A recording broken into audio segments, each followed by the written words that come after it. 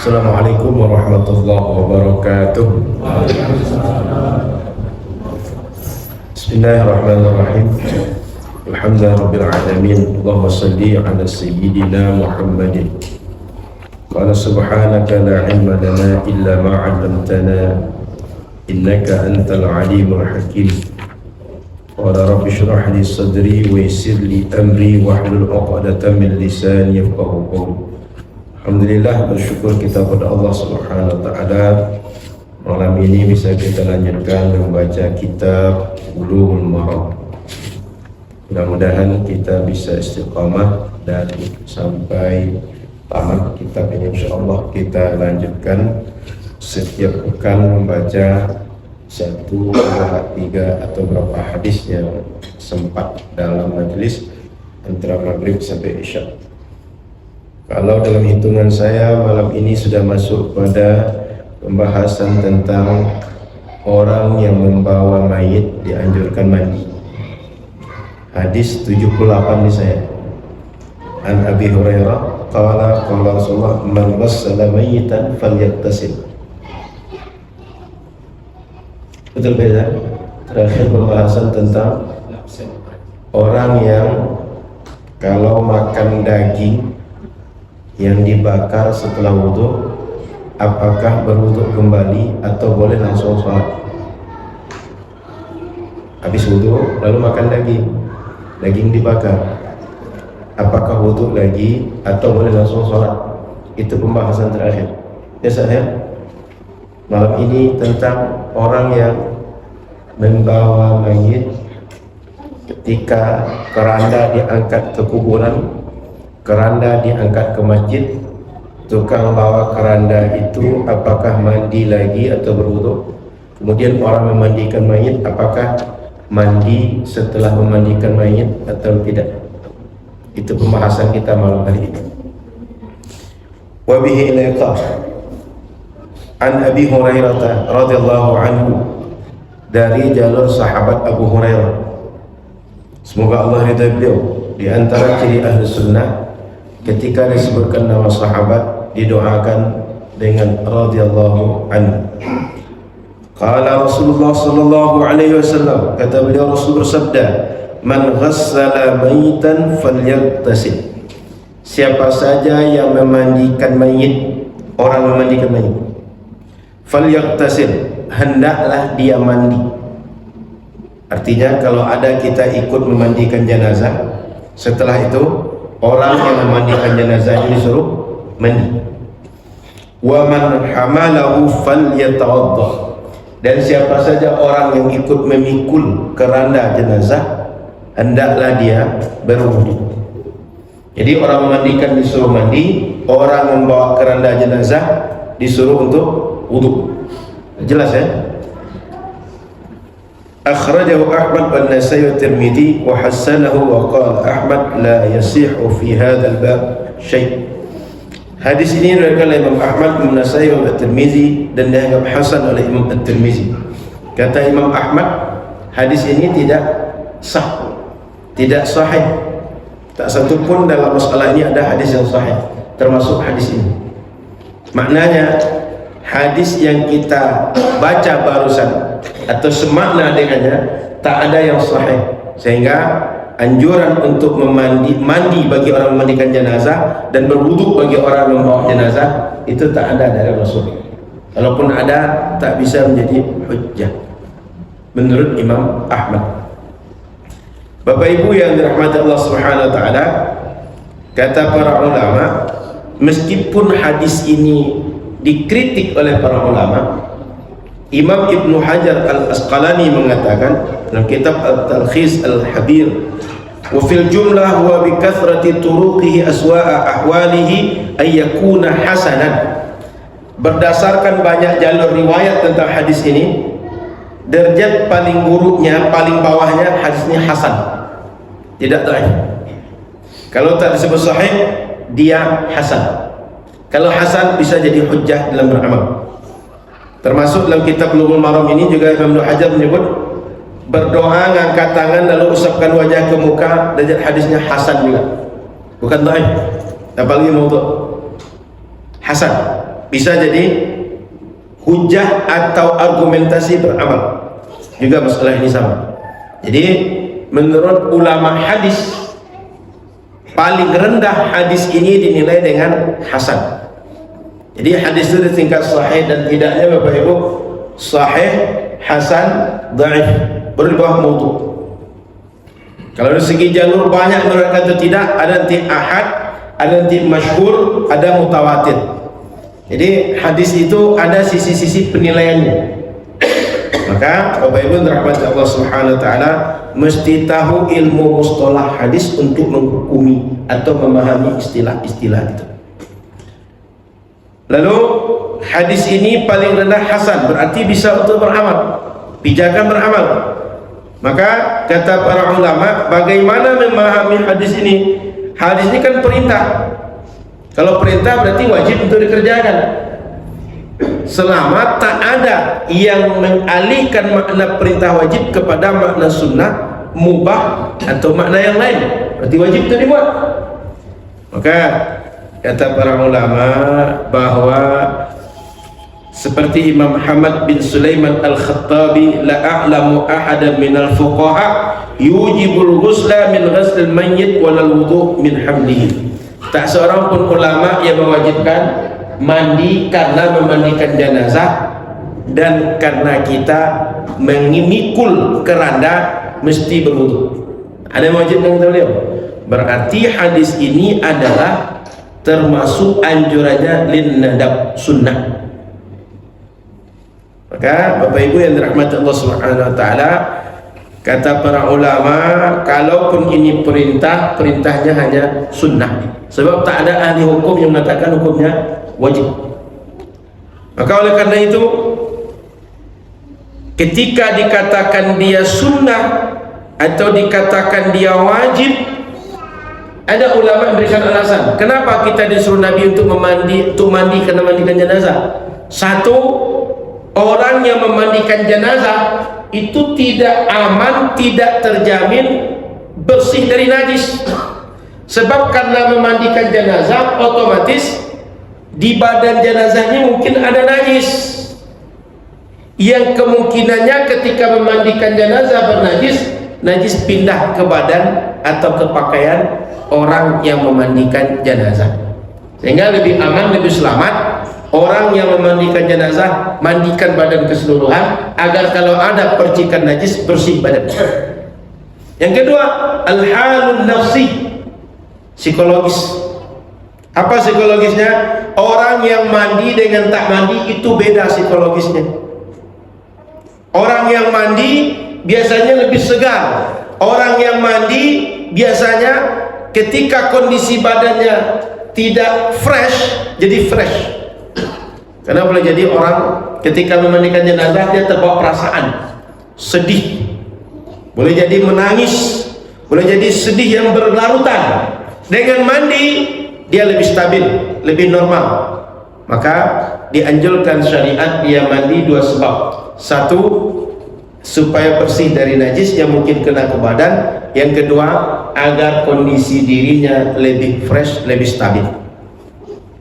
Adapun orang yang membawa jenazah disuruh berwudu, faliyakuna ala wudu'in liyatahayya'a lahu shalah 'alal mayyit. Orang yang membawa disuruh wudu supaya dia selalu posisi siap untuk ikut menyolatkan jenazah. Kalau kita dah wudu kan tinggal solatkan. Maka Bapak Ibu dirahmati Allah Subhanahu wa taala, anjuran berwudu, anjuran mandi bagi orang yang dua hal tadi bersifat sunnah. Maka kalau ada Bapak Ibu yang ikut mandikan jenazah, sebaiknya mandi setelah itu. Di kita ada kebiasaan ini, mandi setelah mandikan jenazah. Di kampung kami ada. Jadi kalau ada yang ikut mandikan jenazah itu disuruh mandi. Cuma nggak tahu dalilnya dari hadis. Taunya cuma kalau memandikan jenazah kita mandi setelah itu, tapi nggak tahu dalilnya dari hadis. Rupanya malam ini jumpa dalilnya dari hadis. Sehingga saya ingin menegaskan pada Bapak Ibu, apa saja amaliyah yang dibuat oleh masyarakat kita sejak dahulu dasarnya agama. Cuma kita tidak tahu dari mana dasar agama itu. Yang mana satu dalilnya nggak tahu kita. Jangankan masalah itu, hal-hal yang berada di badan kita saja, pakaian sholat kita, itu ulama ngambilnya dari penjelasan syariat. Contoh, saku di sini. Di mana saku biasanya kalau pakai baju? Kiri. Kenapa di kiri? Orang kalau sholat nggak boleh meludah ke depan, nggak boleh meludah ke kanan. Kalau meludah juga ke kiri. Dulu nggak ada orang nyimpan kartu, nyimpan pena, nyimpan duit. Nggak ada dulu. Orang Arab dulu atau orang kita dulu pakai duit itu pakai unjut. Apa unjut itu sebenarnya? Iya, unjut itu. Kan koin orang dulu pakai duit itu. Sehingga nyimpan duit nggak di saku, Pak. Belakangnya orang nyimpan duit di saku ini. Nyimpan pena, nggak ada pena untuk simpan, ada tempat nyangkut di sini, nggak ada. Pena untuk kolam, kayak pimping tuh. Kemudian bawa tinta, sehingga mereka bawa tempat khusus, macam untuk buat duit juga. Karena mesti hati-hati kalau nak tumpah, nggak ada di sini. Maka membuat saku di sini dasarnya tidak boleh meludah ke depan, tidak boleh ke kanan, dia boleh ke kiri.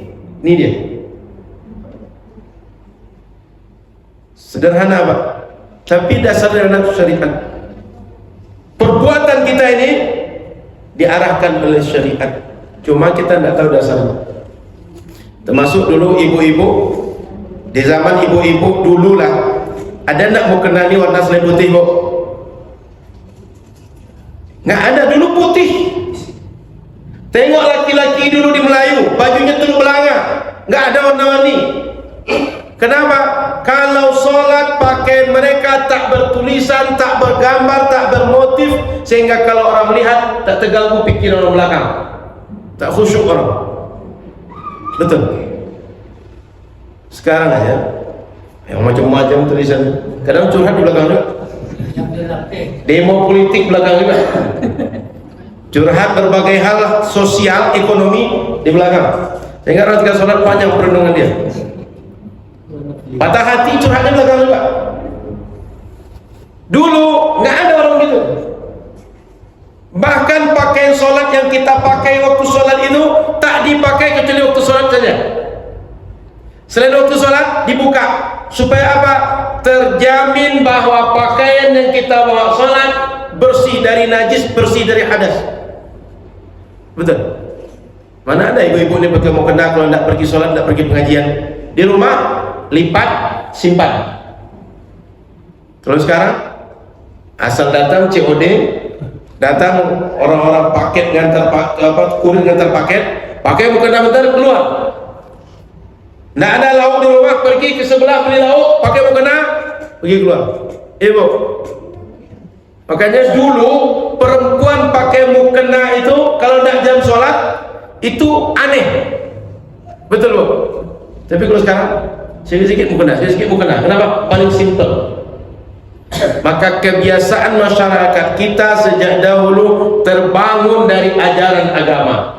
Cuma kita tidak tahu bagaimana bisa disimpulkan kok saku di sini, kok pakai mukenanya putih, kok hanya waktu sholat, tidak tahu.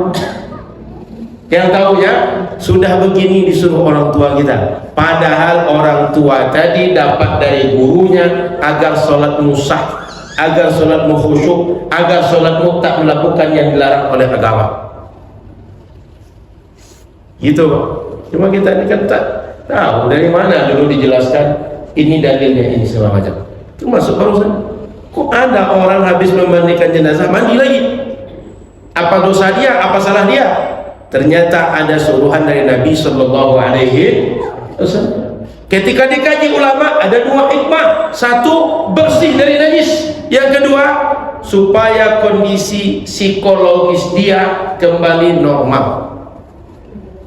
Mohon maaf Bapak Ibu, termasuk suami istri setelah berhubungan disuruh mandi supaya apa? Kondisi fresh lagi. Maka syariat kita menyuruh apa saja dikerjakan menurut syariat, ada hikmah di balik itu, ada faedah di balik itu. Baik, selesai hadis ini. Ada pertanyaan? Kalau tak ada, kita masuk hadis berikutnya. Silakan. Kalau kita memandikan jenazah, setelah itu kan kita mau mengapakannya. Siap. Terus keluar dia punya BAB, apakah dibilang mati itu? Baik. Kalau ada kejadian, cukup pertanyaan Pak. Ya. Kalau ada kejadian, jenazah selesai dimandikan, begitu akan mengkafani atau sudah dikafani, keluar ada kotoran. Pokoknya kotoran apa? Baik cair, baik keras dan segala macam. Yang dilakukan oleh kita adalah cukup membersihkan yang keluar. Kalau masih keluar, tutup. Apakah pakai kapas, apakah pakai ikatan, atau pakai kain, cukup itu saja, tak perlu diulang mandi. Jadi tak perlu diulang mandi dari awal, cukup dibersihkan yang keluar dan bersihkan kafan yang kena. Cukup, setelah itu tutup lagi. Cukup Pak? Jadi tidak perlu diulang mandi sampai 2-3 kali, karena sudah selesai mandi di awal. Yang keluar tadi cukup dibersihkan. Bagaimana Ustaz? Tak berhenti Ustaz, keluar terus Ustaz. Bisa nanti Bapak Ibu tutup pakai kapas dan tutup pakai pembalut, baik pembalut dewasa atau popok dewasa, ikat, keluar juga, biarlah keluar, tetap dikuburkan dengan kondisi itu. Kita tidak tahu entah apa sebabnya dia keluar terus, tapi dia keluar terus, tutupnya. Berarti wudhunya tak batal. Orang yang meninggal Pak, dia tak akan sholat Pak, sehingga tak perlu kita dia batal atau tidak. Makanya memandikan jenazah itu wudhunya di awal, bukan di akhir. Kenapa? Sunnah mandi wudhu, sama macam kita mandi wajib, sunnahnya wudhu sebelum mandi. Maka cara memandikan jenazah itu, pertama, bersihkan semua kotoran di badan, semua najis. Setelah itu wudhukan dia, baru dimandikan. Selesai mandi, baru dikafani. Wudhunya bukan di akhir, di awal, sama macam kita mandi wajib. Sunnah berwudhu sebelum mandi. Ustaz, setelah mandi diwudhukan lagi. Kenapa? Kan jenazah takkan sholat. Jenazah itu dimandikan bagian daripada dimuliakan jenazah itu, bukan karena dia akan sholat. Sehingga ketika dia meninggal, dia masukkan ke tanah, dia bersih, dia harum. Begitu. Dia bukan karena akan ibadah, karena memuliakan. Maka dimuliakan itu cara satu diantaranya dibersihkan fisik dia. Cukup Pak? Ada lagi Bu? Ada lagi pertanyaan? Kalau tidak, kita lanjut hadis yang kedua. Wa bihi qala wa an Abi Hurairah radhiyallahu ta'ala anhu qala Rasulullah sallallahu alaihi wasallam, idza wajada ahadukum fi batnihi syai'an fa ashkala alaihi akhraja minhu syai'un am la fala yakhrujanna minal masjidi hatta yasma'a sautan aw yajida rihan. Diriwayatkan oleh jalur sahabat Abu Hurairah, beliau mengatakan bahwa Rasulullah bersabda, apabila seseorang di antara kalian mendapati di perutnya ada rasa-rasa lain. Rasa lain ini maksudnya apakah keluar kentut atau tidak, keluar sesuatu atau tidak.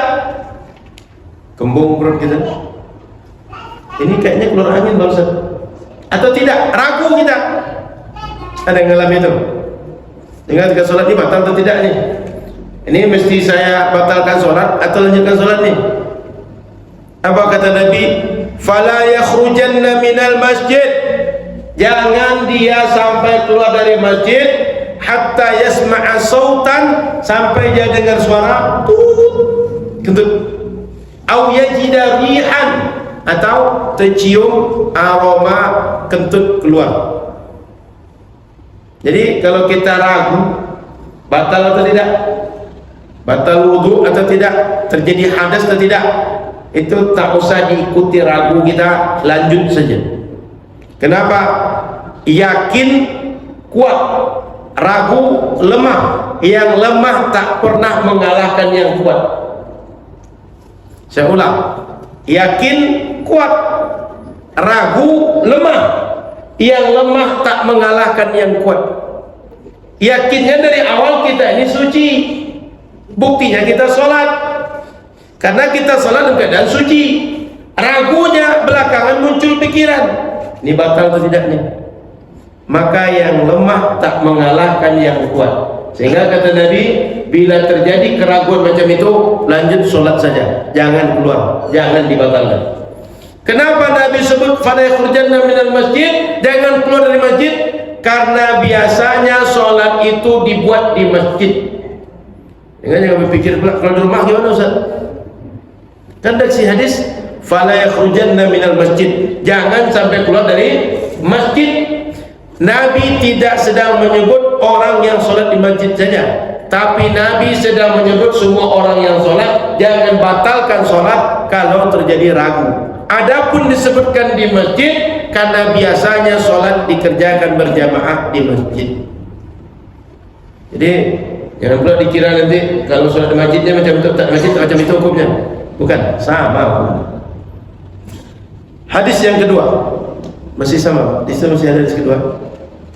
Wa an Ibni Abbas radhiyallahu anhu anna Rasulullah sallallahu alaihi wasallam qala ya'ti ahadukum asy-syaitanu fi salatihi hatta yanfukha fi maq'adatihi fayukhayyalu ilaihi. Jadi Nabi menjelaskan dalam salat kalian tuh datang syaitan pada kalian, sehingga apa yang dilakukan? Dihembusnya pantat kalian tuh, sehingga muncullah khayalan bagi orang yang salat bahwa qad ahdatsa wa lam yuhdits, dia sudah berhadas padahal tak berhadas. Kenapa? Dimainkan syaitan, sehingga ketika sholat dia ragu aja, ini batal atau tidak nih, saya lanjutkan atau tidak.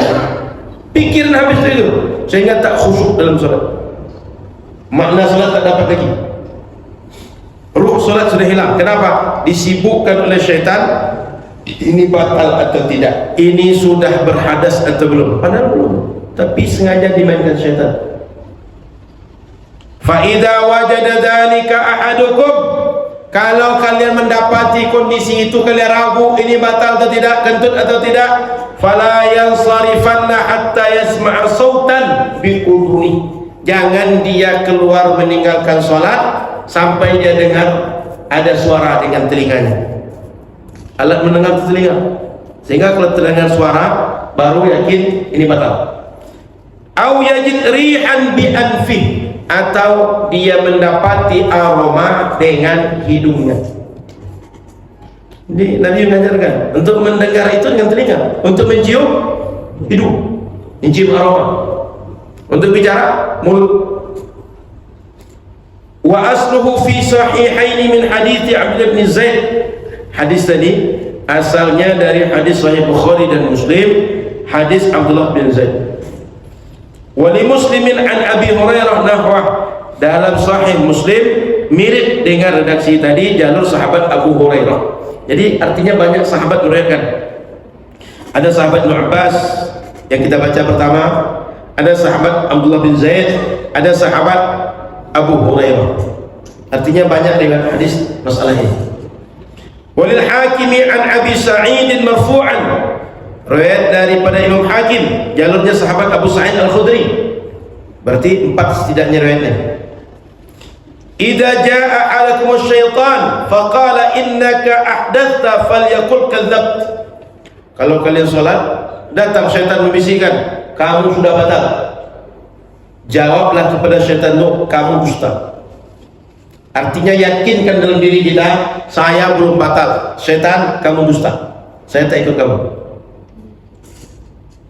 Illa ma wajada rihan bi anfihi aw sami'a sautan bi udhni, kecuali tercium aroma oleh hidung atau terdengar suara oleh telinga, jelas terdengar kentutnya, atau tercium oleh hidung, betul kentut itu, baru batalkan. Wa akhrajahu Ibnu Hibban min lafzi falyaqul fi nafsihi, dalam sebagai redaksi dalam riwayat Imam Ibnu Hibban, sebutlah dalam diri kalian, bicaralah dalam diri kalian kepada syaitan bahwa kalian syaitan dusta, bohong kalian, saya tak batal, kalian yang main-main.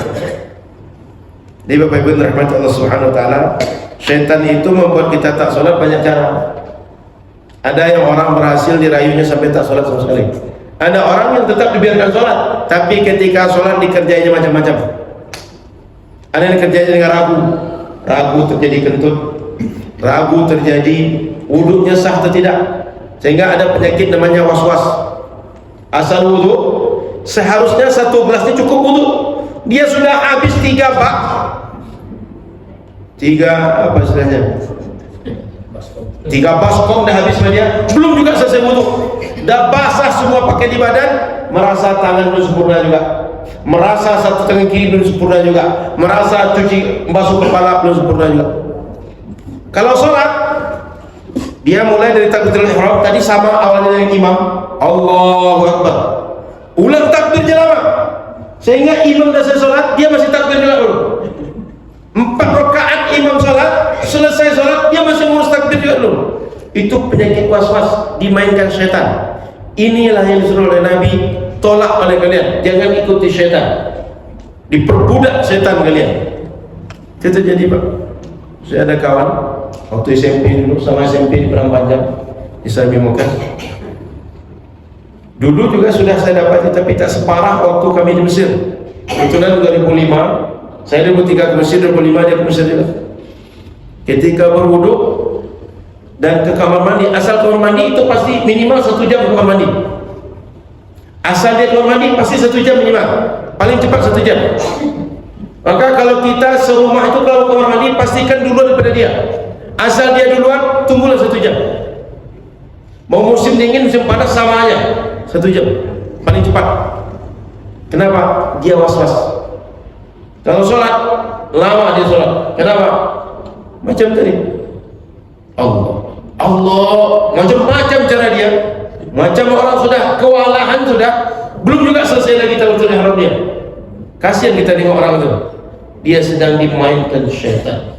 Maka Nabi mengajarkan, bila kalian dimainkan syaitan itu, kalahkan dia, tolak dia, kamu dusta syaitan, aku benar. Sehingga yakin, jangan diikuti. Kalau diikuti, jangan-jangan sholat zuhur itu kerja kita mulai dari masuk waktu jam 3 masih membenahi takbir, membenahi baca Al-Fatihah. Jangan baca Fatihah itu 1000 kali Ustaz. Bis, memastikan sinnya dan patah-patah lidah dia. Sudah memejamkan mata 10 kali belum juga. Bis kata dia. Kasihan kita. Itu ada orang macam itu Pak. Real. Nama sakitnya was-was. Nabi sedang mengajarkan jangan ikut was-was itu. Sebab memang dimainkan syaitan. Syaitan dia tak mau kalah ketika merayu kita jangan sholat. Dia memang kalah, tak mau mengikuti kita untuk tak sholat. Kita mau sholat juga, tapi ketika sholat dimainkan kita, sehingga kerja kita bukan mengurusi sholat, tapi hal-hal yang tak penting dalam sholat yang kita urus. Ini hadisnya. Ada 3 hadis yang saya baca. Kalau kita baca berapa sanad yang lain, berarti sekitar 5 atau 6 hadis yang kita baca. Di situ ada berapa hadis Pak? Yang pertama dia. Nah, ini kalau saya bacakan berapa hadis, itu banyak hadis yang lain. Ada sahabat Ibnu Abbas, sahabat Allah bin Zaid, sahabat Abu Hurairah, sahabat Abu Sa'id Al-Khudri. Banyak redaksinya. Yang pertama ini sahabat Abu Hurairah. Maka Bapak Ibu yang dirahmati Allah Subhanahu wa taala, hadis ini menjelaskan keadaan orang sholat yang real terjadi. Saya tidak tahu di sini apa pernah nengok orang macam itu Pak. Ada orang yang sampai sholat itu lama nih, nggak tahu kalau di sini ada. Biasanya di masjid-masjid itu kadang kita jumpai macam itu. Teman saya jumpai itu. Dan ada juga beberapa orang yang saya lihat pernah mengalami itu, dan ada yang curhat macam itu. Penyakit was-was namanya. Mudah-mudahan kita terlindung dari itu, karena kita dimainkan syaitan saat itu. Bapak Ibu yang dirahmati Allah Subhanahu wa taala, apa yang kita ambil dari hadis tadi? Pertama, hadis tadi menjelaskan bahwa orang yang sholat dia masih status suci sampai ada keadaan atau indikasi yang menyatakan wudhu dia batal, dan itu pasti, bukan hal bersifat khayalan, ragu. Sehingga kalau kita sudah yakin berwudu tadi, yakin suci tadi, datang hal-hal membuat kita ragu, alihkan, abaikan. Yakin dengan status suci di awal, tetap sholat, tetap lanjutkan ibadah yang dalam keadaan suci ini. Jangan sampai beralih, jangan sampai dibatalkan gara-gara datang ragu. Itu pelajaran pertama dari hadis ini. Tetap kita dengan keyakinan bahwa kita dalam keadaan suci, wudu kita tidak batal, lanjutkan ibadah kita. Karena kaidahnya jelas Pak, yakin itu kuat. Yakin di awal bahwa kita suci itu kuat Pak. Lalu muncul ragu. Yang namanya ragu lemah Pak. Tidak pasti apakah suci atau batal. Kaidahnya yang lemah tak mengalahkan yang kuat. Maka jangan sampai Bapak Ibu mengikuti yang lemah sehingga Bapak Ibu meninggalkan sholat, pergi wudhu lagi. Ini baru kejadian pertama. Kalau sempat pas sholat yang kedua datang lagi dikhayalkan macam itu, diikuti lagi, ulang lagi wudhu. Dan kali ketiga sholat yang berikutnya datang lagi, sholat lagi, wudhu lagi. Sehingga kerja Bapak Ibu jangan-jangan dari jam 12.20 waktu zuhur sampai nanti jam 15.45 waktu asar, kerja bolak-balik, pergi wudhu, sholat wudhu, sholat wudhu, sholat wudhu, sholat. Habis waktu itu saja. Maka dari awal yang lemah tak akan mengalahkan yang kuat. Yakin saja. Yang kedua, Bapak Ibu yang dirahmati Allah Subhanahu wa taala. Orang yang berwudu bila muncul keraguan di dalam sholat atau luar sholat, sama hukumnya dengan waktu sholat. Nabi menyebutkan kondisi dalam sholat bukan berarti wudu orang yang sholat saja, tapi orang yang berwudu baik dia sholat atau tidak, batal wudunya dengan hal yang yakin, bukan dengan hal yang ragu. Contoh, tadi kita habis maghrib wudu, mohon maaf, sebelum maghrib wudu, lalu kita sholat, habis maghrib kita dengar pengajian macam ni. Selama tidak ada yang membatalkan wudu, yang Bapak yakini membatalkan wudu terjadi, yakinilah bahwa Bapak masih berwudu sekarang, waktu isya nanti tinggal langsung sholat, gak perlu wudu lagi. Kenapa? Hukum asal saya duduk di sini dalam keadaan suci, bersih. Saya ulang, kalau tadi Bapak berwudu sebelum maghrib, Bapak sholat, setelah maghrib dengar pengajian 1 jam, 2 jam, 3 jam, rasanya selama dengar pengajian tak ada batalkan wudu, Bapak tak usah wudu, langsung sholat isya, boleh. Ustaz, kalau saya ragu saya pergi wudu, silahkan. Tapi kalau kondisi hukum asal Bapak Ibu tak batal wudu, boleh langsung sholat. Kenapa? Yakin tadi dalam keadaan suci. Adapun batal atau tidak, itu syak, ragu. Yang namanya ragu lemah. Lemah tak mengalahkan yang kuat. Kuat adalah kita tadi statusnya bersih dalam keadaan tidak ada hadas dan najis. Jadi Bapak Ibu rahmat Allah Subhanahu wa taala, dalam solat dan di luar solat sama hukumnya, bahwa wudu kita batal kalau ada yang meyakinkan yang membatalkannya. Sehingga tak terbatas hanya dalam solat saja. Dalam solat dan di luar solat sama saja. Kemudian Bapak Ibu yang rahmati Allah Subhanahu wa taala, yang ketiga, hadis ini mengajarkan kepada kita ada kaidah dalam fikih itu namanya al-istishab atau baqa'u ma kana ala ma kana.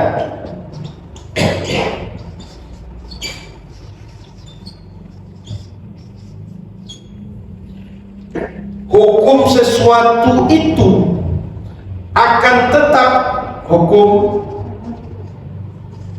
sebuah pekerjaan, sesuatu pekerjaan atau suatu keadaan itu akan tetap sama hukumnya dengan hukum awal selama tak ada yang merubahnya. Jadi ini sama hukumnya, kondisi hukum awal dengan kondisi kedua selama tak ada yang merubahnya. Apa maknanya?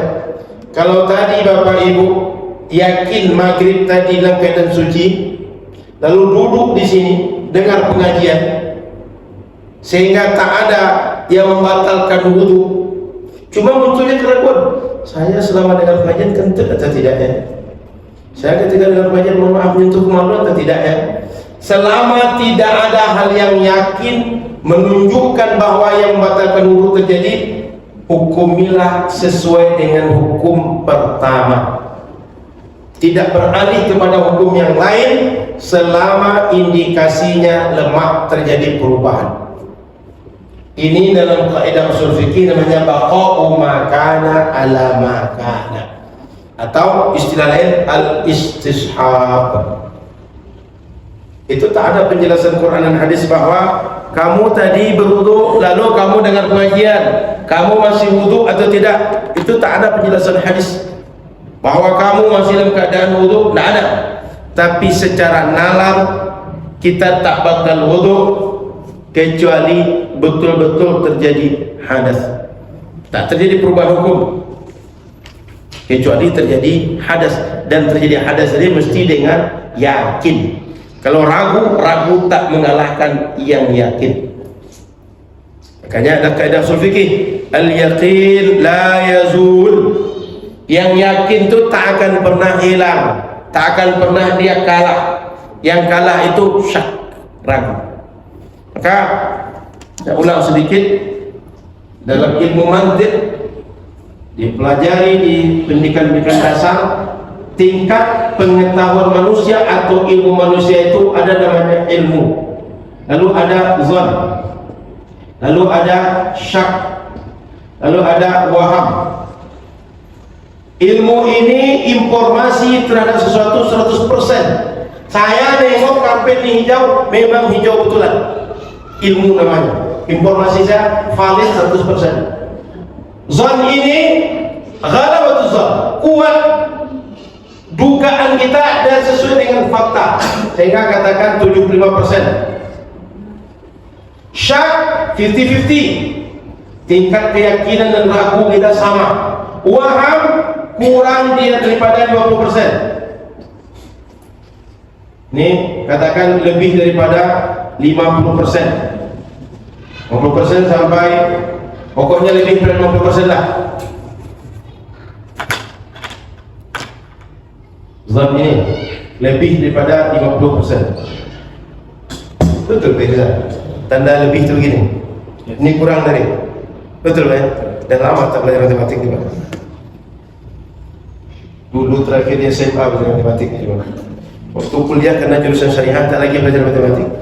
Sehingga tak lagi belajar cos tangen, trigonometri dan semacam. Jadi ilmu kalau informasi kita 100% sesuai dengan kenyataan. Kalau zon di atas 50%, tingkat kesesuaian informasi dengan yang sesuai dengan kenyataannya. Syak 50%, 50-50. Waham di bawah 50%.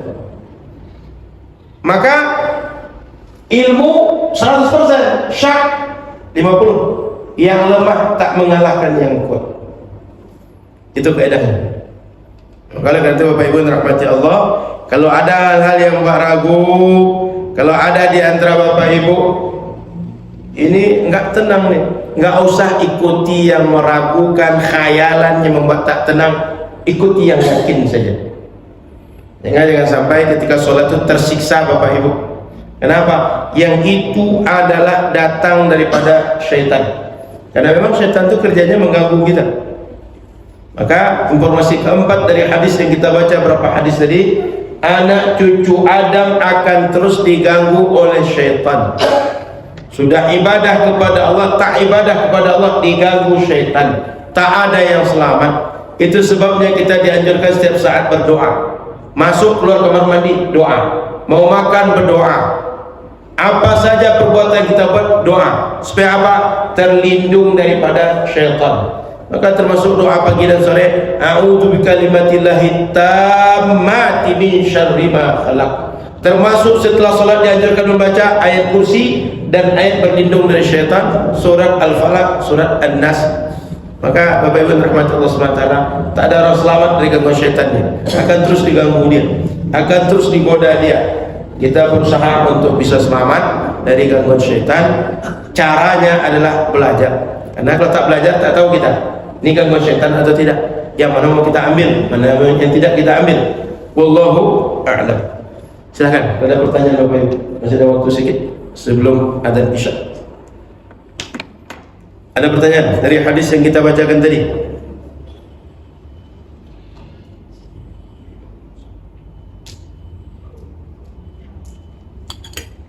Kalau tidak, maka Bapak Ibu rahmat Allah Subhanahu wa taala, hadis-hadis Bulughul Maram yang kita baca malam ini menegaskan kepada kita bahwa amaliyah yang kita buat selama ini dasarnya Quran, dasarnya sunnah. Cuma kita tak semuanya tahu hadis.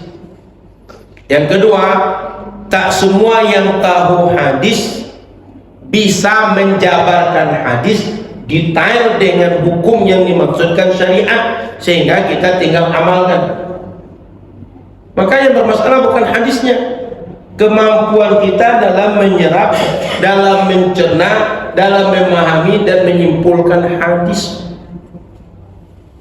Tapi adalah umat Islam ini sejak zaman Nabi sampai hari ini, sampai kiamat, yang betul-betul serius mau beragama. Dia maunya beragama berdasarkan Quran dan Sunnah, dan itu sudah ditolong oleh ulama yang mengerti, sehingga kitab-kitab fikih yang kita pelajari itu instan hasil kajian Quran dan Sunnah, tinggal diamalkan umat. Ustaz, kok nggak ada dalilnya? Nggak ada dalil bukan tak ada, bukan karena tak berdasar dalil, tapi tidak dikemukakan dalil bagi orang awam. Kalau dikasih pun orang awam tak ngerti. Sama macam kasih pisau pada anak bayi, mubazir bagi anak bayi dikasih pisau, sehingga tak dikasih pisau. Dikasih aja makanan, tapi tak jelaskan bagaimana makanan ini jadi makanan. Begitu Bapak Ibu. Maka Bulughul Maram ini menegaskan pada kita apa saja amaliyah yang kita buat, mulai dari perkara taharah sampai nanti kalau kita lanjutkan terus masalah nikah, masalah jual beli, masalah jinayat dan segala macam, itu dasarnya Quran dan hadis. Makanya kita belajar Bulughul Maram, belajar dari dalil amaliyah yang kita buat. Waktu Isya sudah masuk, kita azan dulu, setelah Isya kita sambung.